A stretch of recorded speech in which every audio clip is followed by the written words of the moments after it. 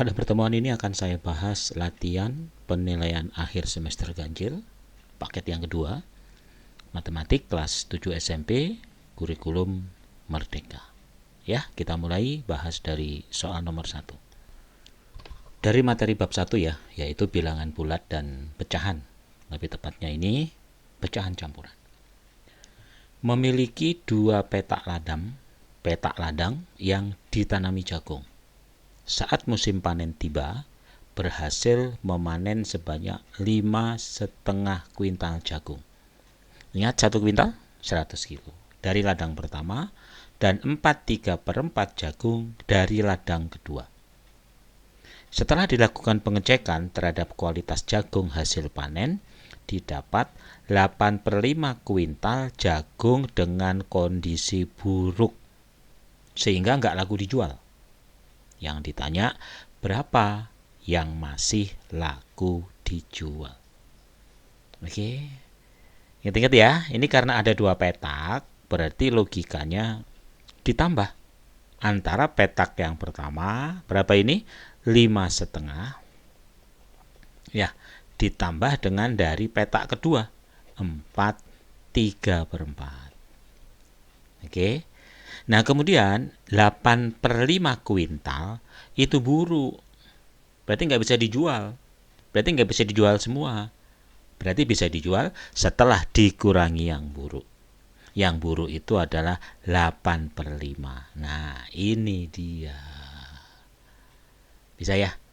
Bagaimana caranya demikian? Nah, bisa disamakan penyebut atau bisa dilakukan 2 dan seterusnya. Ya. Nah, kalau kita samakan penyebut, tentunya ini muncullah menjadi berapa? 20 ya. Kan KPK 5 4 KPK 2 4 5 itu 20. Biar 20 berarti ini kali 5 kan? Itu kali 5. Jadi sama artinya ini dengan berapa? Biar 20. Maaf, kali 10 kali 10 kan? Jadi 10/20 tuh, gitu loh. Nah. Oke. Sama aja ini. Ini biar 20 kali 5 kan? Berarti atasnya kali 5. Berarti 15 juga per 20. Paham? Ini juga begitu. Ini kali berapa biar 20? Kali 4 kan? Berarti atasnya kali 4. Jadi berapa kali 4? 32/20. Nah, demikian. Bisa? Lalu kita operasikan bilangan dengan bilangan, pecahan dengan pecahan. Jadi bilangannya dulu ya, 5 ditambah 4 tuh. Lalu yang pecahan, kan penyebutnya udah sama 20. Ya tinggal kita lihat pembilangnya aja. 10 ditambah 15 dikurang 32, ngerti nggak? Dibagi dengan berapa? 20. Nah, oke. Berapa? 5 ditambah 4, 9. Oke, dikurangi berapa? Nah, kalau kita lihat ini hasilnya minus kan? Soalnya ini kan 25 ya. 25 dikurang 32 itu adalah 7/20. Tapi min kali plus berarti min. Inilah. Oke, lalu ini gimana caranya? Ya kita ganti aja. Kita ganti berapa ini? 8 ditambah 1 kan? Artinya 9 itu 8, 20/20. Itu artinya 9. 5,5 itu 5 tambah setengah. 8 20/20 itu 8 ditambah 1. Nah, baru dapat min 7/20. Sehingga sekarang tinggal 8, iya dong. Lalu berapa? 20 dikurangi 7. Berapa? 13/20. Inilah banyaknya jagung yang masih dapat dijual, tentunya dengan kondisi baik, yaitu satuannya di dalam satuan apa? Kuintal. Jelas ya? Oke, itu caranya. Bilangan bulat kurang bilangan bulat dan pecahan kurang pecahan. Coba kamu catat ulang ya, lalu kamu samain dengan jawaban. Ya, silahkan dipahami, dimengerti. Oke? Kemudian setelah bilangan bulat dan pecahan, maka masuk pada bab 2 loh ya, mengenai bentuk aljabar. Bentuk aljabar itu ada variabel, ada X, Y, ada umumnya gitu. Dalam bentuk soal cerita, yaitu ibu membeli 6 karung tepung terigu Karena masih kurang, ibu membeli lagi. Lagi loh ya, ditambah. Jika setiap karung berisi kilogram tepung terigu, maka bentuk aljabar dari banyaknya tepung yang dibeli berapa. Sekali lagi, tadinya ibu membeli 6 karung. Karung ya, KR ya, karung. Oke, kemudian membeli lagi, ditambah. Ditambah berapa? Ditambah 2, tetapi kilo bukan karung. Ini sebenarnya apa yang dibeli ibu. Tetapi ini ada bentuk aljabar, sesuatu yang nggak diketahui, sesuatu yang diumpetin, yaitu karung itu berapa kilogram. Ternyata 1 karung itu berisi kilogram. Nah, karung ini harus diganti kilogram. Paham? Berarti kita masukin ini ke sana, maka banyaknya tepung terigu yang dibeli ibu adalah 6x. Betul? Kilogram ditambah 2 kilogram. Kilogramnya bisa keluar, berarti menjadi 6x plus 2. Dikurungin ya, kilogram. Paham? Jadi kalau ditanya berapa banyaknya tepung yang dibeli ibu, 6x plus 2 kilogram. Itulah bentuk aljabarnya. Jadi kalau kita ingin menjumlahkan, satuannya harus sama. Nggak boleh karung dengan kilogram. Setelah sama-sama kilogram, baru boleh disatukan. Oke? Coba pahami, ditulis dengan rapi ya, diulang gitu. Insya Allah besok akan bisa mengerjakan dengan mudah. Oke? Masih mengenai bab 2, yaitu bentuk aljabar. Bentuk aljabar itu pokoknya ada variabel A, B, X, Y gitu ya.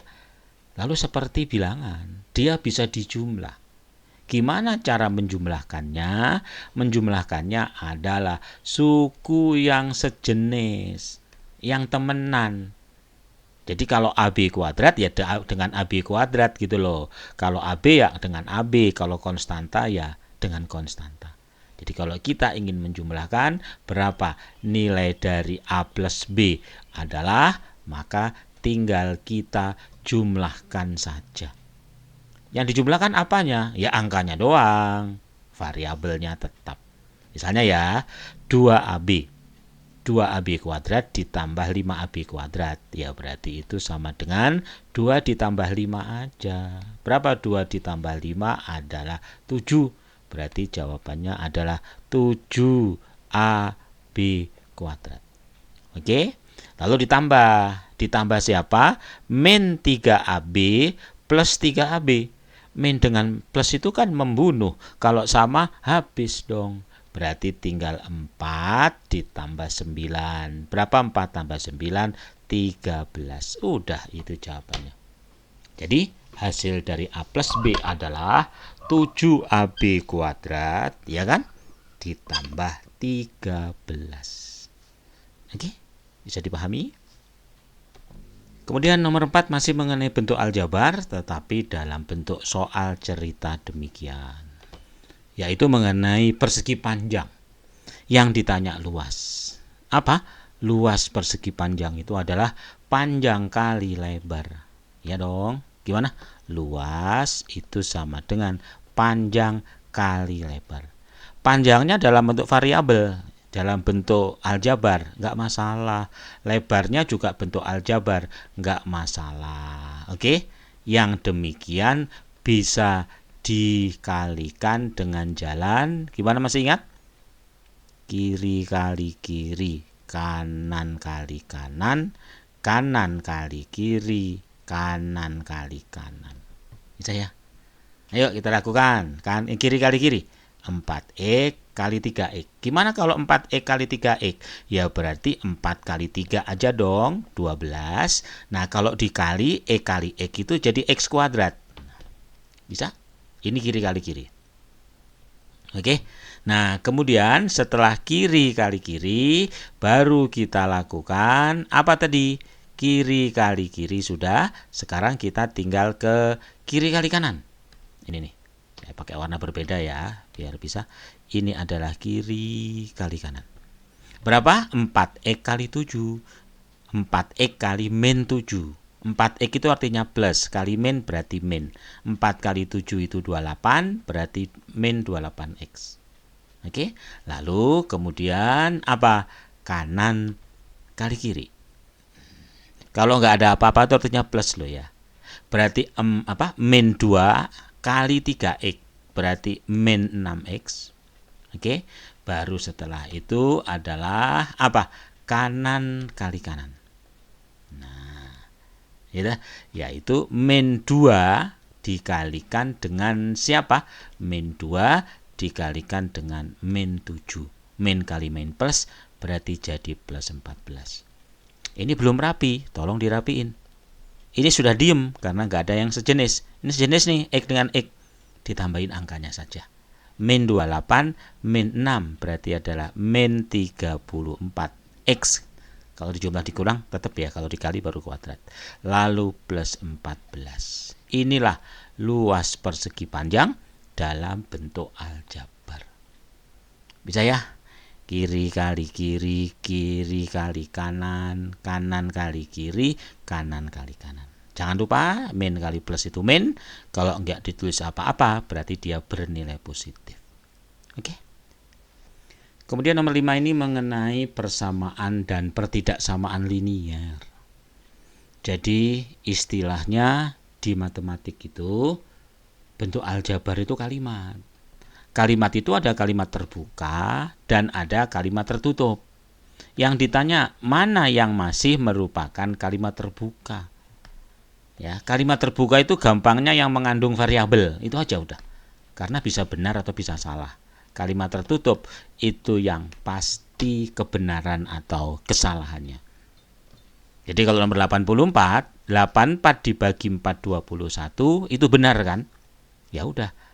Yang pasti kebenarannya disebut kalimat tertutup. 6 dikurangi 4, 2 kan? Itu namanya disebut kalimat tertutup. Nah, kalau di sini 10 dijumlahkan dengan 2 sama dengan 3P.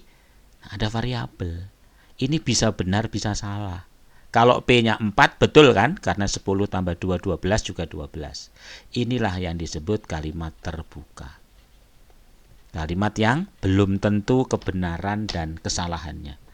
Min 15 dikali 2 sama dengan min 30, benar kan?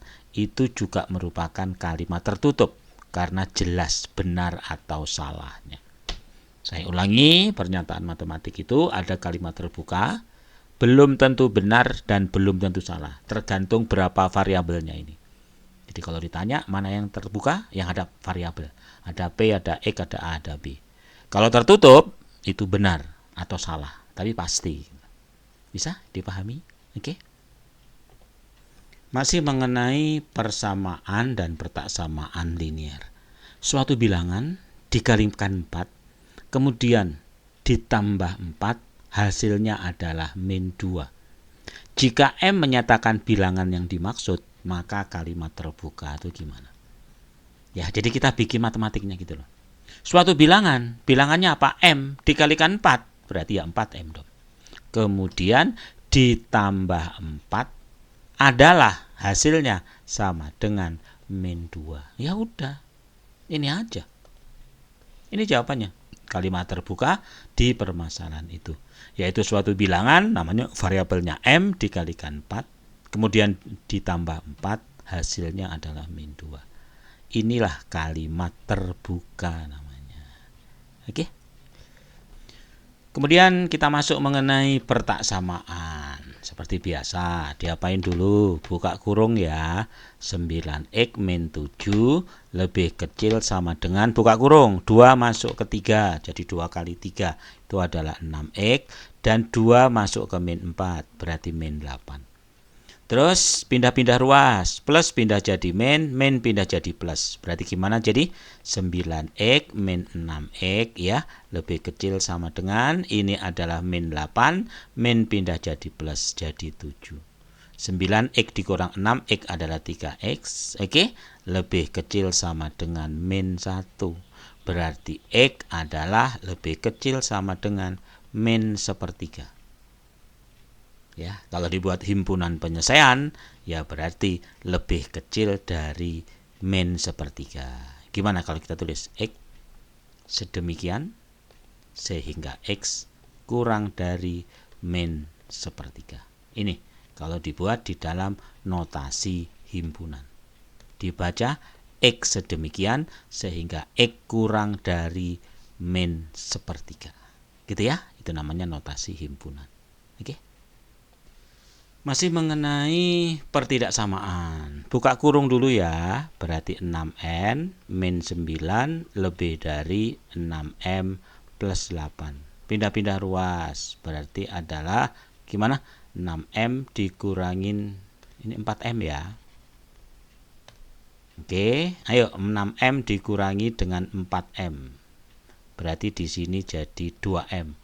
Tahu dari mana 2M? Min pindah jadi plus. Berarti di sini adalah 8 ditambah 9. Berarti 17. Jadi penyelesaiannya M lebih besar dari 17 per 2. Udah, ini aja kalau ditanya penyelesaian. Oke. Kemudian kita masuk di bab 3, yaitu mengenai perbandingan.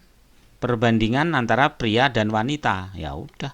Prianya 12, wanitanya 15. Coret-coret sama-sama dibagi 3. 4/5. Selesai. Itu perbandingan antara pria dan wanita. Oke. Nomor 10. Pak Anto mengendarai mobil dari A ke B 20 liter 150 bensin. Jika hanya tersedia 16 liter, berapa jaraknya? Perbandingan ya.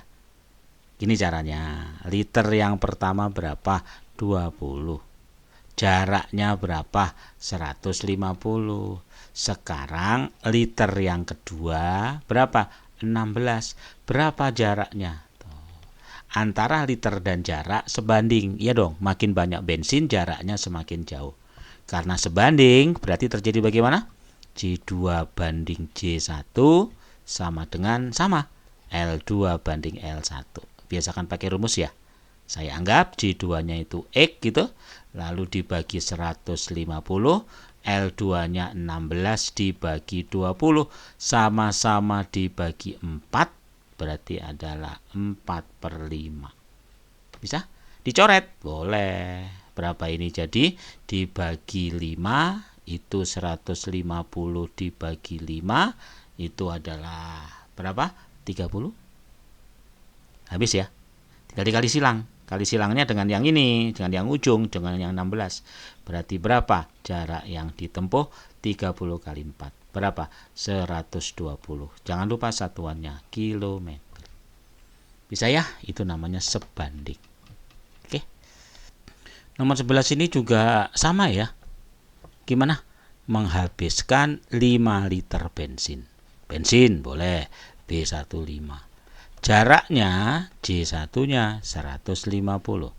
Sekarang hanya tersedia bensin berapa? 4. Maka jaraknya berapa? Sama kayak tadi ya. J2. Sama sebanding kan? Mau cara cepat? B2 per B1 kali J1. Itu lebih gampang. Ya, jadi 4/5 kali 150 coret. Jadi 4 kali 30, 120 km. Gampang kan? Kalau sebanding ya, 2 ya 2. Oke. Masih di perbandingan. Roda sepeda menempuh jarak sejauh 12 meter setelah berputar. Jika berputar, maka berapa meter? Sebanding juga kan? Nah, jadi pertama jaraknya berapa? Jaraknya itu 12. Berputarnya berapa? P itu putar 60. Sekarang berputarnya jadi berapa? Jadi 10. Berapa jaraknya? Kalau sebanding, ingat sebanding tadi J2, maka ini juga sama P2 gitu. Tapi dikalikan J1 gitu ya, lebih gampang ya. Berarti 10 dibagi 60 kali 12. Coret habis, tinggal 12 dibagi 6. Berapa? 2 meter. 12 dibagi 6, yaitu 2 meter. Ya, oke. 2 meter maksud saya ya. 12 dibagi 2, yaitu 12 dibagi 6 yaitu 6 meter. 2 meter. Jadi jawabannya 2 meter. Masih mengenai perbandingan ya. Bentuk sederhana perbandingan 4 kuintal dan 2 ton. Ingat, kuintal itu 100 kilo gitu. Jadi membandingkan itu satuannya harus sama. Sedangkan ton itu berapa? 1000 gitu. Tuh.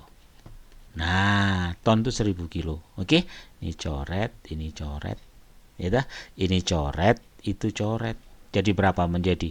2/10. Ya dong. Bagi 4 dan 2. Masih sederhana ini, yaitu 1/5. Jadi perbandingannya adalah 1/5. Oke. Masih di soal perbandingan lagi, yaitu antara apa? Pakaian dan hari. Logikanya kalau menjahit, harinya makin banyak, pakaiannya makin banyak ya. Harinya pertama berapa? 300. Pakaian pertamanya pakaian per harinya 6. Harinya 6, pakaian pertamanya 300. Saya ulangi, pakaian pertamanya 300, harinya 6. Sekarang harinya 15. Tuh, pakaiannya jadi berapa? Kan sebanding ya. Kalau sebanding gini nih, P2, maka ini sama juga, H2 per H1 gitu kalau sebanding itu. Tapi dikali P1. Itu aja, cepat. Ya, jadi 15 dibagi 6 kali 300. Ini dicoret. Berapa jadi? 50. Berarti dikalikan 75. Berarti jawabannya 750. Oke. Termasuk pensil gini juga perbandingan loh. Ya, jadi bagaimana? Pensilnya 2. Harganya 4.500. Sekarang pensilnya 6. Harganya berapa? Kayak tadi ya, kalau sebanding maka P2 P1 kali H1 ketemu. P2-nya 6, P1-nya 2, harga satunya 4.500. Coret jadi 3. Jadi kalau ditanya berapa harganya, berarti harganya adalah 3 kali 4.500, 13.500 rupiah. Oke. Kemudian terakhir mengenai grafik perbandingan. Mana grafik yang senilai? Senilai itu grafiknya miring ke kanan atas. Itu namanya senilai. Mana tahu kalau berbalik nilai, grafiknya seperti ini. Ini grafik senilai, lurus kanan atas. Ini kalau berbalik nilai itu lengkung ya, tapi ke kanan bawah. Bisa? Itulah ya soal latihan 16, dan sekarang kamu bisa coba soal PAS yang pertamanya. Itulah pada pertemuan ini, silahkan kerjakan soal PAS yang pertama ya. Nanti akan saya berikan pembahasannya.